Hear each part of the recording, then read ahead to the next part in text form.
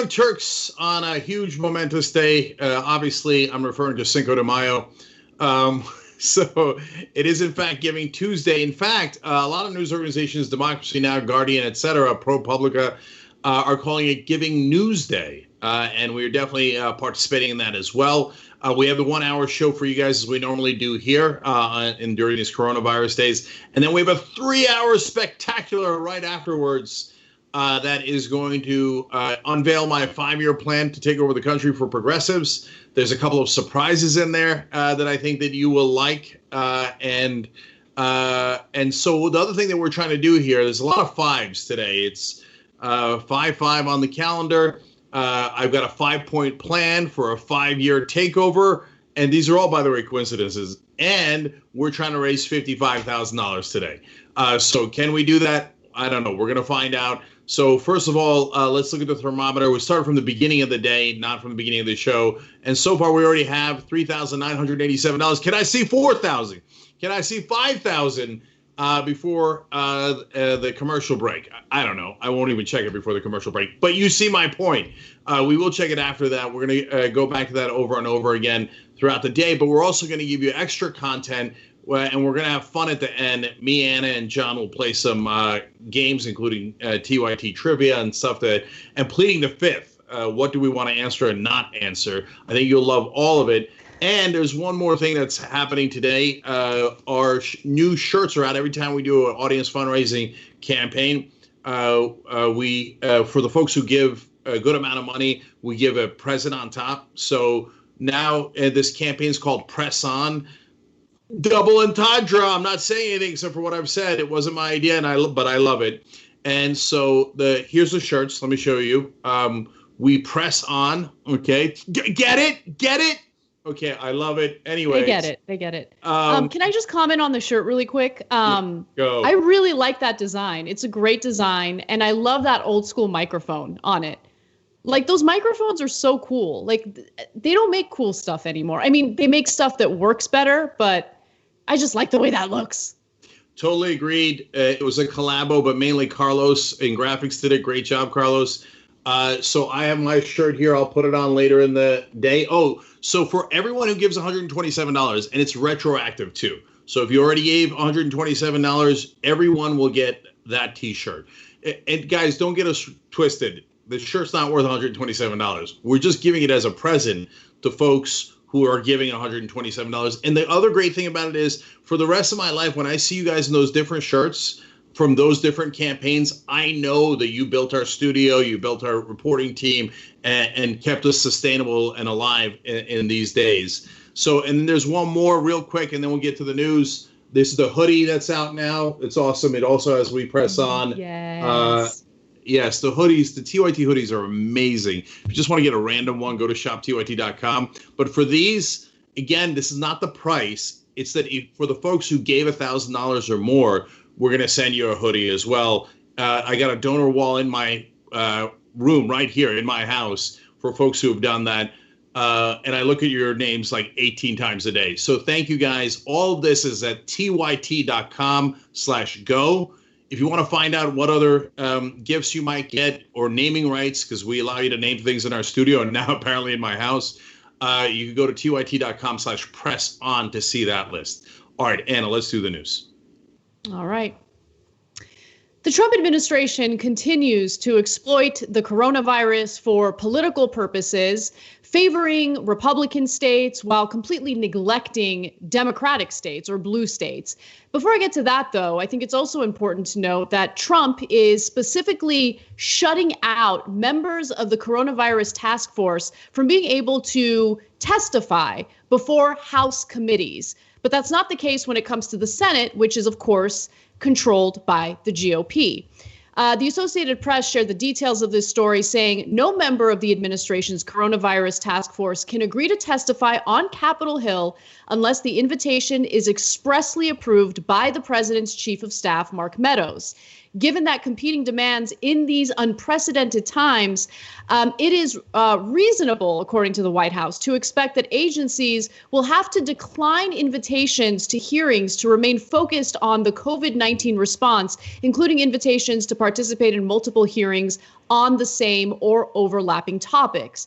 But I really want to emphasize that they are rejecting requests from lawmakers in the House, but they are fulfilling the request when it comes to the Senate because the Senate is controlled by the GOP. The memo follows a recent White House move to block Dr. Anthony Fauci, the nation's top infectious disease expert, from testifying before a House panel while allowing him to appear the following week at a Senate hearing. CNN has more details on this story, including, what the possible motivations are. I think you can probably figure that out. But let's hear what Jim Acosta had to say. Even though the president and other top aides have touted their response to the pandemic, sources tell CNN the White House is moving to limit coronavirus task force members from testifying at congressional hearings. That means fewer hearings featuring Dr. Anthony Fauci, Dr. Deborah Birx, though Dr. Fauci is scheduled to appear before a GOP Senate-led committee next week. Fauci had been requested over in the Democratic-led House, but that request was denied. So, Wolf, does beg the question. The president says he's doing a spectacular job with this pandemic and the response to the pandemic. Why won't they let Dr. Fauci, Dr. Birx, and others from the task force say that up on Capitol Hill?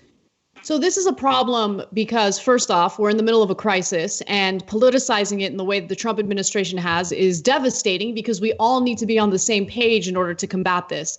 But secondly, the reason why you have this task force with these health experts to begin with is because they're able to answer incredibly important questions that lawmakers need answers to in order to keep their constituents safe. And Trump, again, is politicizing this as a way to give Democrats a middle finger, give blue states a middle finger, while doing all sorts of favors for Republicans. So the ostensible reason and excuse was, my God, they're so busy they can't do this. Obviously, that makes no sense given what Anna told you that they're going to the Senate. But, Trump, he can't help himself. He's got verbal diarrhea, so he's going to blurt out the real reason. So they asked him about it, and he said, because the House is a setup. That's a direct quote. And then he went on to say, the House is a bunch of Trump haters. They put every Trump hater on the committee. The same old stuff. So we actually have video of him talking to reporters about that. Let's just go to that quick video. It's a little bit of chopper talk, unfortunately, but here he is giving his ridiculous reasoning. Because the House is a setup. The House is a bunch of Trump haters. They put every Trump hater on the committee, the same old stuff. They frankly want our situation to be unsuccessful, which means death. And our situation is going to be very successful. Dr. Fauci will be testifying in front of the Senate, and he looks forward to doing that. But the House, I will tell you, the House, they should be ashamed of themselves. And frankly, the Democrats should be ashamed because they don't want us to succeed. They want us to fail so they can win an election, which they're not going to win. Okay, so that was already bad enough. I'm not going to give you the information because I don't want to answer to Democrats. I mean, look, guys, I know we've gotten used to the insanity of Donald Trump, but if any other president did this in a national crisis, it would be unbelievable. If during World War II, FDR was like, the Republicans are haters. I'm just not going to give them any information about the war. Okay, people are like, what are you talking about? You have nothing to fear but the haters. I'm very afraid of them. I won't let them testify. I mean, all this is absurd. You have a stupid clown as president, and so he does stupid things, including now the latest news saying, you know what, we're going to start shutting down the task force completely. As early as this month, while we're still seeing more and more people contracting the virus, we haven't had a single day where the death toll was under 1,000 people for over a month. And the Trump administration is now talking about winding down the coronavirus task force in an effort to prematurely open the country back up. That's one other part of the story that I think needs to be emphasized. Yes, there's the politicized component of it. We're seeing that from the Trump administration. But what Republicans are on board for is to prematurely open the country back up to get the economy going. And if you have Dr. Anthony Fauci answering valid questions from Democrats who understand the severity of this virus, well, Fauci's likely to tell them the truth about what's happening and how unbelievably irresponsible it is to prematurely open the country back up. And so that's why I think Trump is really like blocking health experts from speaking to congressional committees. Okay, so, and as usual, of course, terrible communication on this, blundering, buffoonish management as usual. So reporters asked Dr. Fauci, hey, is it true that the task force is winding down? And he says, quote, not true. No. He said, I've been in every task force meeting, and that's not what they're doing. Turns out they didn't tell Fauci. They didn't tell Fauci that it's winding down. So a Trump administration official told the New York Times the task force will be winding down as the White House moves towards phase one of Mr. Trump's plan to open up the country. So it is true. They have confirmed it. It's a task force on a disease that we are in the middle of right now. It's like taking Eisenhower off the battlefield in the middle of World War II and saying, okay, we're wrapped up, mission accomplished, this thing's done, before we even get into Europe. It's unreal. He's leaving the battlefield. He's such a coward. He's so incompetent. And I can't stand the media anymore having debates. Oh, well, I wonder if Trump's was a little late. I wonder if it had an effect. Of course it had an effect. We have 72,000 dead. We lead the world by a huge amount. Italy's number 2 at 29,000 deaths. I understand, but the per capita situation, our per capita situation for the rest of the world is a disaster in number of deaths and number of cases. The number of cases, we triple and nearly quadruple the second largest country with cases. And why? Because he sat on his hands for 2 months. And so South Korea had testing within 2 days. 2 days. We still don't have adequate testing in America. And we're having a debate as to whether this is right or not. And now he's taking his health officials and disbanding them and saying, no, we're going to have no task force at all because this thing's solved already. They're saying now soon we will have up to 3,000 deaths a day. That is a 9/11 every single day on Donald Trump's watch, while he's hanging a mission accomplished banner. Yeah, we have no leadership. There's a lack of leadership. And even in California, this is anecdotal, but you see people not taking the social distancing orders seriously anymore. There was traffic on the freeway, around where I live today, based on what my husband told me when he was out buying groceries. And the fish rots from the head down. So if you have a lack of leadership in the federal government and you have the Trump administration urging states to open their economies back up, open their businesses up, that type of messaging, unfortunately, does get through to the general public. And they start thinking, oh, well, maybe it's safe to go out. And you're right, Cenk. The thing that frustrates me the most about reporters is that they humor Trump, right? They entertain these debates. It reminds me of how they were still debating whether or not Donald Trump is a racist person 2 years into his administration. Why are we having this debate? It's obvious. We know he's racist. It's not worth debating anymore. Let's move on. At this point, it's abundantly clear that Trump was briefed about the severity of this virus in January. It's been confirmed, and he still didn't take it seriously. Lack of leadership, and even worse, his willingness to use this tragedy, this crisis, to provide political favors to people who have been supportive toward him. One example of that is how the small business loans were given out. If you look at the number of small business loans and where most of the money went, they went to red states. And the New York Post interviewed Trump about it. He didn't try to hide that fact. In fact, he said the following.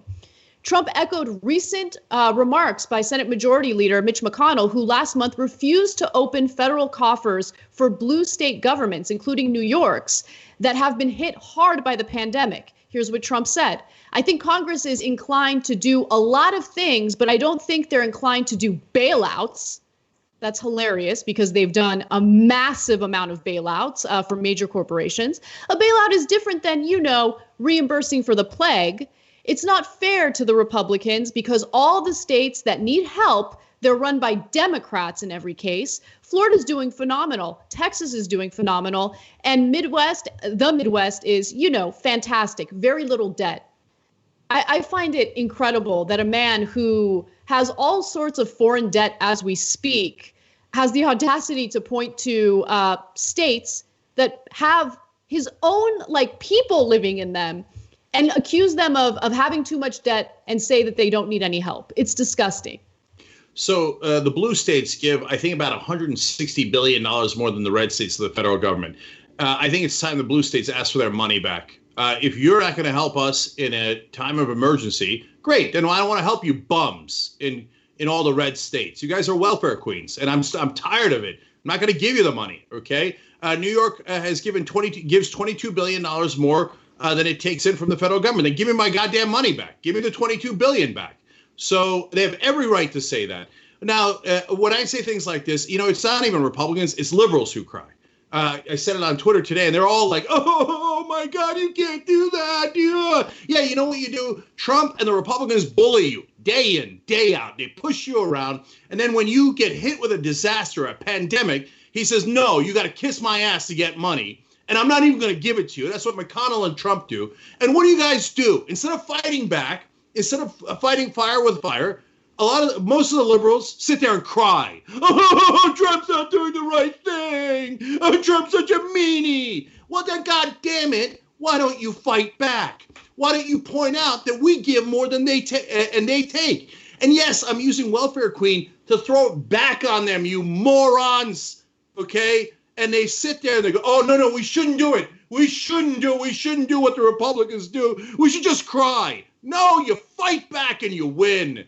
I'm so tired of Democratic softness. Look at this bully just standing around here in the middle of a pandemic with 72,000 dead saying, I demand political favors, and the Democrats don't know how to fight back at all. We got to take a quick break, but when we come back, we have a pretty devastating story regarding the police brutality that's been taking place in New York City in their effort, as they say, to enforce the social distancing rules. We'll be back with that story and more. We need to talk about a relatively new show called the Republic, or UNFTR. As a Young Turks fan, you already know that the government, the media, and corporations are constantly peddling lies that serve the interests of the rich and powerful. But now there's a podcast dedicated to unraveling those lies, debunking the conventional wisdom. In each episode of the Republic, or UNFTR, the host delves into a different historical episode or topic that's generally misunderstood or purposely obfuscated by the so-called powers that be, featuring in-depth research, razor-sharp commentary, and just the right amount of vulgarity. The UNFTR podcast takes a sledgehammer to what you thought you knew about some of the nation's most sacred historical cows. But don't just take my word for it. The New York Times described UNFTR as consistently compelling and educational, aiming to challenge conventional wisdom and upend the historical narratives that were taught in school. For as the great philosopher Yoda once put it, you must unlearn what you have learned. And that's true whether you're in Jedi training or you're uprooting and exposing all the propaganda and disinformation you've been fed over the course of your lifetime. So search for UNFTR in your podcast app today and get ready to get informed, angered, and entertained all at the same time.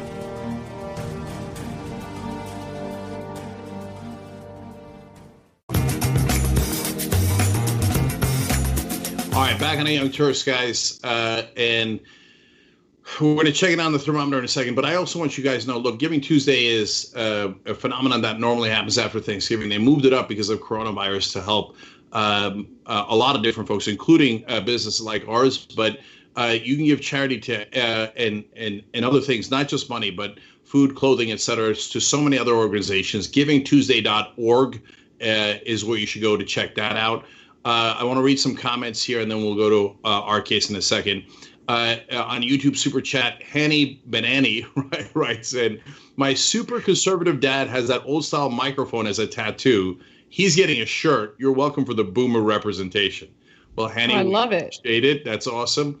Everybody who gives $127 at tyt.com/go as a present gets this We Press On t-shirt. So that's phenomenal. Gemini93 Gal also wrote in our YouTube super chat, donated $15 on the TYT donate page, and now here, because I believe TYT is essential, especially during this pandemic. Much love to Cenk, Anna, John, JR, Brent, and a whole TYT family. Thank you, Gemini. We super appreciate it. Let me give one more here. Eclectic Mistralania says, the Young Turks warned us Trump could get elected when the mainstream media was in denial. They gave AOC a platform when others ignored her. They tell it like it is. I'm proud to support independent journalism by supporting TYT. Hashtag Giving Tuesday. Hashtag Giving Newsday. Thank you, man. Really, really appreciate it. Let's check in on tyt.com/go and see how we're doing. We're trying to raise $55,000 today to keep us sustainable. That's amazing. I asked to see if we can get to 4,000 or 5,000 by the break. Wrong. 8,055. Can we see 10,000 by the end of the hour? We've got a 3-hour special coming up at the end of this hour as well. So thank you guys, but it's so, so important, and we really appreciate it in these tough times. Anna, go ahead. All right. Mayor Bill de Blasio from New York has indicated that New Yorkers can only be outdoors if they are wearing masks, and he has donated a significant number of masks to the people living in all the boroughs. But unfortunately, not everyone will follow these rules or the social distancing guidelines. And when you have an issue of police brutality in New York City, which we all know has been the case for a long time now, unfortunately, there is a recipe for disaster. And that is what we're seeing with a few of the viral videos online, including one featuring a police officer who has a history of police brutality accusations against him. The city's actually spent thousands of dollars in order to pay for settlements involving this officer. His name is Francisco Garcia. And in the latest example, we see Francisco Garcia showing what kind of police brutality he gets engaged in. Now, let me give you the details on what you're about to see on video, just to give you context. The man who is apprehended by the cops in this video and treated brutally is Donnie Wright. He's 33 years old, and one of the 3 people arrested during this encounter. He was charged with assault on a police officer, resisting arrest, menacing, and 2 counts of disorderly conduct. Okay, so those are serious charges. You should know what the consequences were for him. But I want you to take a look at this video and see what the scene was like and ask yourself whether or not this was the appropriate way for Officer Garcia to handle it. Take a look.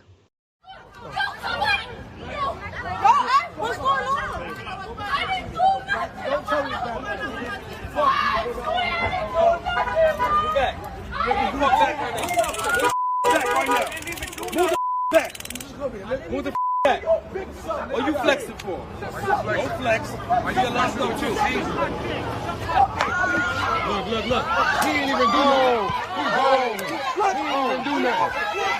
He ain't even do nothing. Look. He ain't even do nothing. He ain't even do nothing.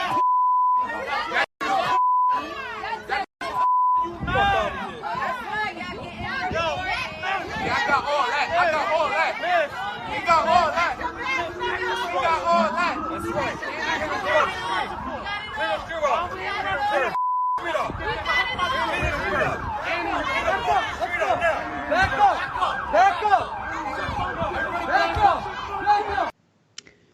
Jeez. So, look, we can't see what's happening off camera, but we do see that the officer is approaching what sounds like a group of people while brandishing a taser. At that point, the cop gets physical with Donnie Wright and throws him to the ground. And you can also see that he puts his knee on the back of Donnie Wright's neck, which is incredibly dangerous. He could have easily killed him in that way, either by suffocating him or snapping his neck. And even the police union in this case found that video to be an issue, did not agree with the tactics that Garcia was using there. And once you read about the history with Garcia, you understand what type of violence he resorts to immediately when he should be de-escalating a situation.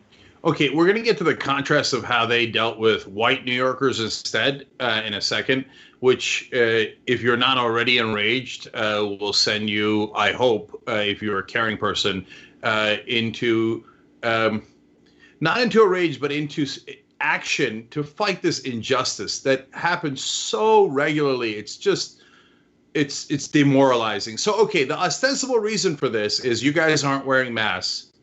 Well, first of all, half the cops aren't wearing masks. So how does that help?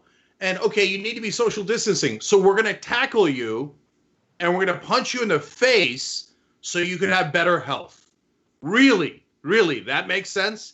And you guys saw enough of that video to see why he threw that guy down.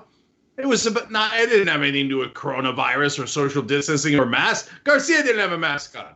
No. Why you flexing? What does that mean? You're disrespecting me. And biggest crime in America. It's in no law book at all. But if you say anything that slightly upsets a police officer, he will assault you, he will do a false arrest on you, and he might endanger your life. So that's what happened there. Now, if they did that to everybody, it would be outrageous. But what's worse is they only do it to blacks and Latinos. The fact that Garcia's Latino doesn't make any difference at all. The question is, what are the orders from top down? What is the culture that is created from top down in the NYPD and so many other police departments across this country? You think they're going to do that to anybody on Wall Street? Wall Street's in the same damn city. You think they're going to do it to anyone? Are you kidding me? Garcia would wet himself. He would soil himself at the idea of doing that to a banker. Because you know what would happen? It wouldn't take 7 infractions. The minute he even looked at a banker the wrong way, he'd be fired. So it's disgusting what happens. Wait till you see the pictures. So before I get to the pictures, I do want to give you the response from police officials. He has had his badge and gun taken away pending an investigation, and he's it sounds like they've given him like desk duty. But part of the reason why I believe they finally acted here is because, again, Garcia does have a history with brutality. So, for instance, according to a complaint that was filed back in 2013, Garcia allegedly told a woman eating with her partner inside a Harlem restaurant that she dressed like a man, and then later called her a gay slur. A year later, Garcia was accused of wrongfully arresting a man trying to visit his girlfriend inside a Washington Heights building. According to a federal lawsuit, which the city settled for $27,500, Garcia forced the man to the floor face first, then punched, kicked, and clubbed him. Okay. By the way, in the first case that I told you about, the city had to settle for $8,500. Now, a police spokeswoman, Sergeant Mary Frances O'Donnell, said in a statement that Wright, the victim here, took a fighting stance against the officer when he was ordered to disperse, and that he was arrested and charged. And I told you what his charges were. Also, 3 people were arrested in that dust-up, including 2 guys taken down by the New York Police Department, as well as a woman who allegedly had her own stun gun. And by the way, Garcia is alleging that the stun gun that he was brandishing was not his. I'm not sure if I necessarily believe that. That has not been confirmed, but that's what he's alleging. And this is what we're dealing with. I mean, we know that New York City has had a problem with police brutality. And unfortunately now they've been given, in their minds, a green light to enforce these social distancing guidelines and the mask guidelines as viciously as they have been towards some members of the community. Now I want to fast forward to what we're hearing from the public advocate in New York. He's tweeted the following. There were pictures of parks, for instance, that were full of people, many of whom were white, and didn't seem like that was an issue for anyone. Many of them are not wearing masks. But he also posted some imagery of how black and brown people are being treated in New York City. He says, I don't know specifics of each picture. I do know we all must abide by social distancing rules. Too many people aren't, and it's problematic. Many warned. New York City mayor about relying so heavily on the New York Police Department. There's been no response to a request for summons/arrests demographic data. So we're going to stay on this story and see what the demographic breakdown is once it's available. For now, it's not. But based on what we've seen in some of these viral videos, it seems like a lot of the emphasis is on certain neighborhoods as opposed to others where people are obviously not following these social distancing guidelines. So, look, it's partly about race, partly about class. So in the richer parts of town, people are not social distancing. You see it in the pictures. They're all jammed together in a park. A, nothing happens. B, cops come by and politely give them masks. In the poorer parts of town, the social distancing is not as bad, right? Like, they're not as clumped together as they are in the richer part of town. Who cares? They get ass kickings anyway. Did Garcia look like he was politely handing out masks to them? No. Impolitely handing out assault. One after another after another. Why? Because far too many cops in this country, including in the NYPD, and yes, de Blasio has been trying to change it, but the NYPD has been fighting him tooth and nail every single year. No, we like to have fun. We're the biggest gang in New York, and we like to assault people. And we do it for a living. Now, we'll never do it to white rich people. Never, ever, ever, because we value our jobs. And you think that if they go around kicking the ass of bankers or people on the Upper East Side or by, Park Avenue, that they're going to get an $8,000 settlement? No. A wealthy guy working in finance or anything else like that, if a cop did that to him, what Garcia's done to countless people, they'd get an $800,000 settlement. They'd get an $8 million settlement. They'd be like, oh, I do declare, can you believe what has happened to me? And by the way, they would deserve it, and it shouldn't happen to them. But the problem is blacks and Latinos in this country are invisible. So if it happens to a rich person, it'll be giant headline news. When it happens to poor minorities every single day in this country, invisible. Don't care. The band plays on. So, okay, finally, Garcia's taken off duty for a little while, and let's see what happens with it. But they're not. Yeah. The disparity is endless and infuriating. Well, let's move on to one other story that's infuriating before we go to our break. As we've seen, there have been a number of anti-stay-at-home protests throughout the country, many of which have been organized by right-wing groups who have a financial incentive to prematurely open the country back up. Now, unfortunately, based on what we're hearing from the FBI, one of the organizers of an anti-stay-at-home protest in Colorado was found to be stocking away pipe bombs in his home. A 53-year-old man is now facing federal charges after the FBI found 4 pipe bombs in his home, including other materials to create additional pipe bombs. Bradley Bunn apparently caught the attention of authorities when he was promoting a May 1st armed rally against Colorado's stay-at-home order on social media. In the days leading up to the protest, according to reports, investigators discovered social media posts described as angry and aggressive. Soon after, investigators received information that he was in possession of pipe bombs. Bunn was arrested before he could attend the rally, luckily. Now, here are the pictures that the FBI has released to show the evidence that they found. This is one of the pipe bombs that they discovered. And he did give a few hints on social media. And I think that's the reason why the FBI was alerted to his behavior. So, for instance, on Bunn's Facebook page, there's a seal that reads, "When tyranny becomes law, rebellion becomes duty." In a post, Bunn also stated he might not live much longer, which is pretty terrifying. Especially with what this country's experienced with mass shootings and usually what happens to the perpetrator in those shootings. But his daughter came forward and said that she was actually happy that he was arrested because she felt that, this is the best way to keep other people safe, of course, but also to keep him safe. He apparently was in the military, was dishonorably discharged. We don't have too many details on that, but clearly his time in the military had a negative impact on his mental health. Yeah, well, whatever there was of it before. So, hey, surprise, another right-wing terrorist. Almost every terrorist arrested in this country in the last 2 years has been a white right-wing terrorist. Almost every single one.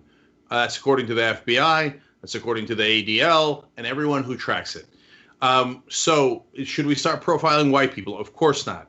But maybe we should stop profiling other races that aren't doing it. They're just not. And so under Trump, there's been a giant rise in white right-wing terrorism. And are they treated as terrorists? Does the press talk about it as if, oh my God, we got to be careful. There's all these right-wing terrorists running around. No. Oh yeah. Oh, okay. So another right-winger wanted to blow people up and kill them with bombs. Not a big deal. If a Muslim does it, oh my God, this whole world is in big trouble. Muslims are irredeemably violent. On and with this crap. So and it's not just about ethnicity. It's definitely about the politics. So when the left wing does a protest, maybe the states literally consider laws sanctioning running them over with your vehicle and killing them. Okay. And they talked about arresting them. And then they started trying to pass laws where if a protester talked to anyone else, but that person that they talked to didn't even go to the protest, they're like, arrest them, which is just about the most unconstitutional thing you can imagine. Now, is there a big push to arrest anyone that these right-wing terrorists has talked to before they went and did what they did? Nope. Because there's right-wing privilege. Right-wing privilege. The minute you do anything to criticize them, they cry and cry. Oh, you can't say that about the right wing. We can say anything we want about black people. We can say anything we want about Muslims. You can say anything you want about Antifa. You can say anything you want about left-wingers. Oh, my God, they're protesting oil pipelines. That's going to leak into our water and damage our kids. Monsters, run them over with your car, kill them. Who cares? Oh, poor right-wing terrorists pointing weapons against legislators in Michigan, going and raiding the Capitol. Poor right-wing Bundy guys pointing weapons at cops, threatening to murder them. Poor right-winger who was going to do a pipe bomb and kill all these people in the middle of coronavirus. No, you can't talk about it. We can talk about it. Those are the real terrorists in this country. And by the way, read history. That is the history of America. The terrorists in this country have overwhelmingly been white right-wingers. You know who fits that description to a T? The Klan, the biggest terrorist this country has ever seen. So throughout its entire existence, all we've had is monsters like this, either threatening to kill us or actually killing us and lynching us. But what does the media do? Oh, it's the brown people. It's black people. It's Latinos. It's Muslims. Oh, poor white right-wingers. No. They're patriotic Americans. Don't tread on me. Patriots, my ass. That guy's a criminal. Should spend the rest of his life in jail. If there's going to be a Guantanamo Bay, he should be in it. And FBI, credit where credit is due. Excellent job in apprehending him before he killed anyone. We got to take a break. When we come back, an excellent TYT Investigate story that shows you just how the sausage is made when it comes to these stimulus bills. We'll be right back. At TYT, we frequently talk about all the ways that big tech companies are taking control of our online lives, constantly monitoring us and storing and selling our data. But that doesn't mean we have to let them. It's possible to stay anonymous online and hide your data from the prying eyes of big tech. And one of the best ways is with ExpressVPN. ExpressVPN hides your IP address, making your active ID more difficult to trace and sell to advertisers. ExpressVPN also encrypts 100% of your network data to protect you from eavesdroppers and cyber criminals. And it's also easy to install. A single mouse click protects all your devices. But listen, guys, this is important. ExpressVPN is rated #1 by CNET and Wired magazine. So take back control of your life online and secure your data with a top VPN solution available, ExpressVPN. And if you go to expressvpn.com/TYT, you can get 3 extra months for free with this exclusive link just for TYT fans. That's expressvpn.com/TYT. Check it out today. All right, back on the Young Turks. Let me read a couple of member comments. Pocket in a Pocket writes in, the only appropriate thing for a police officer to do in a situation where a citizen is not wearing a mask is to hand them a mask, which, by the way, is what they're doing in the rich parts of New York, but not for blacks and Latinos in the poorer areas. Ross Steff writes in, meanwhile, the protesters in Michigan scream in police officers' faces and face no retribution. That is absolutely right. Welcome to America. Brent Hudgens says, every time I see these videos with your commentary on TYT, one thing is clear. The nationwide military-style police force is how the establishment plans on defending itself against the most downtrodden individuals in the country. That's also right. Last one is on YouTube Super Chat. Liz Smith gave $2 and said, wish I had more to give. No, Liz, we love you for it. We appreciate every dollar, and because everybody's got a different economic situation, and these are tough times for everybody. So if you can't give, please don't, okay? Make sure you're taking care of yourself, your family first, okay? But if you can, yes, small business like ours are also on hard times. If you can help, that would be amazing, and a lot of you have, and I love you for it. So it's tyt.com/go. Today's Giving Tuesday, also Giving News Day, and we're trying to raise $55,000. And let's take a look at the thermometer, see where we are right now. Amazing, 11,689. Remember, guys, we have 3 more hours coming up for you guys, including the first hour where I'm going to explain the 5-year plan on how to take over the country for progressives. So don't miss that. Share the stream, tell family and friends, and let's keep it going and see if we can hit our goal. All right, Anna. All right. Congress is considering a 4th stimulus bill, and it's important to consider how this type of legislation is decided, how it's written, what type of provisions it includes, especially when it comes to an industry that is looking for a bailout, and that's the oil industry. Now, keep in mind that the fossil fuel companies did not receive the bailouts that massive corporations did and small businesses did in the previous stimulus bills, but lobbyists from these corporations, these oil companies, are now working with Morgan Stanley in order to figure out just how to appeal to Democratic congressional lawmakers in order to make sure that there are provisions that give them some money. So TYT Investigates, with your help, by the way, was able to break a story.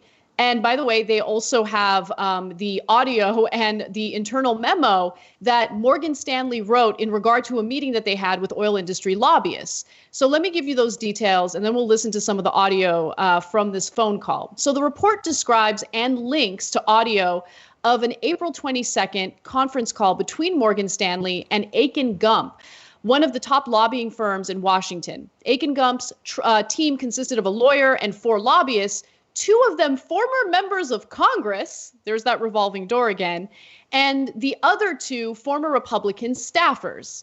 So Aiken Gump works as the lobbying firm for ExxonMobil and for Chevron, to give you a sense of who they're working with.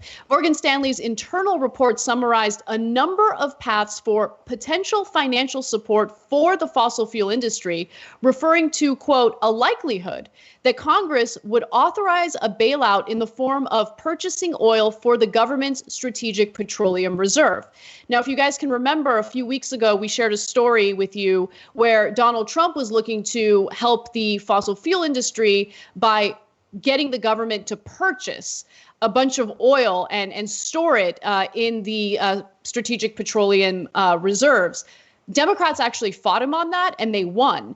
But they're looking to get some help from members of Congress so they can actually accomplish this. So the report describes the unfavorable situation for oil and gas companies and says that no money is expected from the next stimulus package. But the lobbyists see some possible tactics. An oil bailout, it says, could be coupled with renewables tax credit extensions, while regulatory support could be in the form of the strategic petroleum reserves purchases, relaxation in regulations, and diplomatic support from negotiations with other oil-producing countries.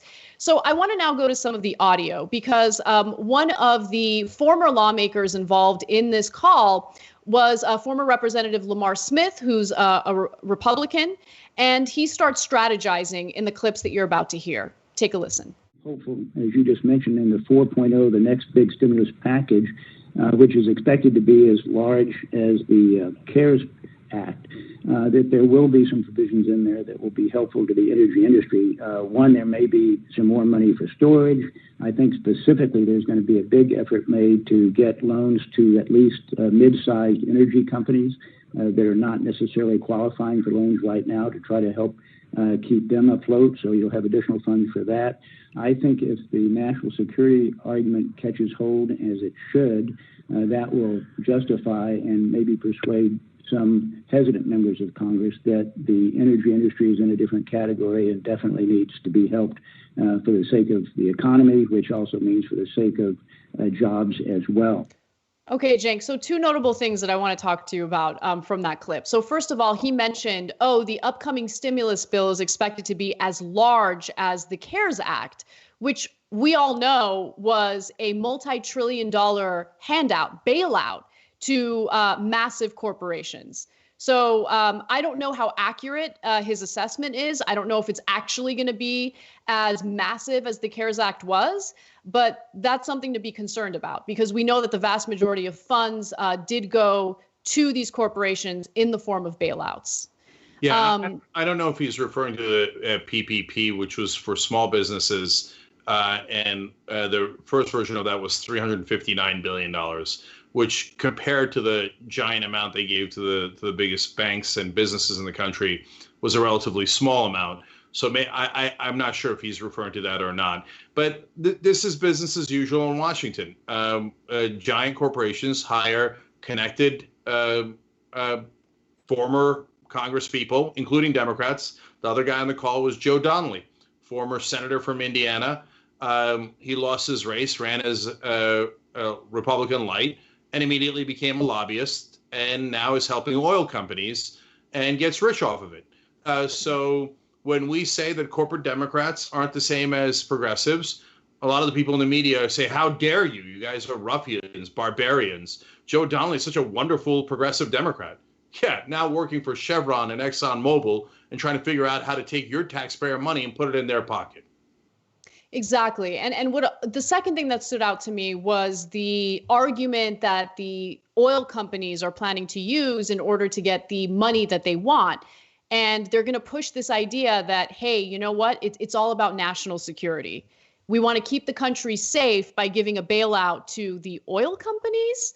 One thing that they also want to try doing, by the way, is using tariffs on foreign oil in an effort to basically force Americans to purchase oil produced here in the United States. So TY Chang has been doing amazing reporting on this at TYT Investigates. This is why he has so many reporting honors and awards throughout his career. I can't thank the Young Turks audience enough for hiring him, and we did it through you guys. And he was charged with following the money in the case of environmental issues. And this is exactly what happens. So they, in that same conversation, they also talked about, hey, we might have to, give some to the renewable energy companies in order to get the Democrats to play along so that we could funnel the money to the big oil guys. And so, and TY has also written in the past about Harold Hamm, a giant Republican donor, the one that you're referring to there, and with his plan to do tariffs on oil coming inside the country. He has the oil produced inside the country so that, that would give him an unfair advantage. And he's thinking Trump's doing tariffs anyway. But as TY reported, that was a little bit more complicated because there's also donors, the big multinational oil companies don't want that because they trade oil all across the world, whereas Harold Hamm is getting oil from here. So the donors are battling each other as well to see who's going to get the handouts from the American taxpayers. And since they have all these former congressmen and senators and staffers in their back pocket, they're like, go talk to your buddies. And don't worry, at the end of the day, Democrats will play along. But to be fair, and credit where credit is due, so far they haven't. And so far they've not allowed for subsidies to oil companies. And I love that. So if they keep fighting like that, I'm super happy to give them credit. Yeah, absolutely. I agree. And understand that the trade-off that they are proposing in order to lure Democrats into agreeing to these provisions is, hey, we'll extend tax cuts for renewable energy companies. But that doesn't do enough in pushing the country in the direction it needs to go in, which is completely eliminating carbon emissions and focusing solely on renewable energies. This is an industry that's dying. They know they're dying, and they're trying to milk the U.S. taxpayer as much as they can on their way out, and it's disgusting. So I do commend Democratic lawmakers for not biting on this so far, but we're going to keep our eyes on it and see how this story develops. In fact, we've got more exclusives coming out for you guys, like that tape that they uncovered. So check TYT.com every day. More breaking news on this as we go. All right. Well, one final story for you before we go to our next hour. Donald Trump has been trolling female journalists by suggesting that they behave like Donna Reed from It's a Wonderful Life. So he's looking for female journalists who act like 1950s housewives. And, you know, there are things I want. Like, I would want a leader who doesn't cry and whine all day about how the media is mean to him. But you don't always get what you want, right? Now, he was talking about Donna Reed. She was talking about a reporter, Paula Reed, during an interview with the New York Post, and he said the following about her. It wasn't Donna Reed, I can tell you that. And Donna Reed actually responded to it and said, Paula Reed responded to it and basically said, fact check, that's correct. I'm not a 1950s housewife. I'm a professional woman who's doing her job, asking Trump, you know, the questions that he should be asked. We're in the middle of a pandemic, and he apparently can't handle it and needs to immediately resort to saying disgusting, misogynistic things about women. And he said that she was angry and mean. I mean, there isn't a stereotype that Donald Trump doesn't love.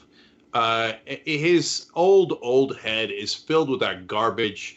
And he's never grown. He's never matured. He's still the same little spoiled brat.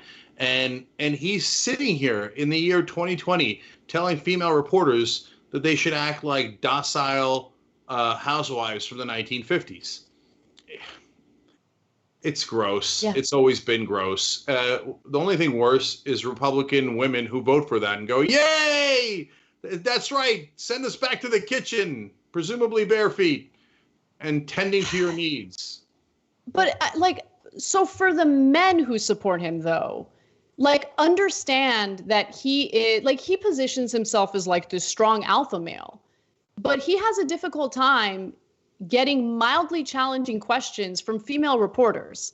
I would argue a strong man, an alpha male, is a leader who's not afraid of questions and can answer them in a straightforward way without any worry. Instead, Trump cries and whines. You know, to give you his exact quote about Reed, he said, Paula Reed, she's sitting there and I say, how angry? I mean, what's the purpose? They're not even tough questions. You know that they are. But you see the attitude of these people. It's incredible. No, I see the attitude of you. You're the most powerful person in the world, and you can't handle questions from reporters. You crumble, and then you start crying and having a complete and utter meltdown. It's ridiculous. When are you going to stop crying, Donald? Donnie, for God's sake, stop crying. All right. Our special is next. Stay right where you are. When we come back from the break, Cenk will take it away and become a member, tyt.com/join. We'll be right back. Thanks for listening to the full episode of the Young Turks. Support our work, listen ad-free, access members-only bonus content, and more by subscribing to Apple Podcasts at apple.co/TYT. I'm your host, Cenk Uygur, and I'll see you soon.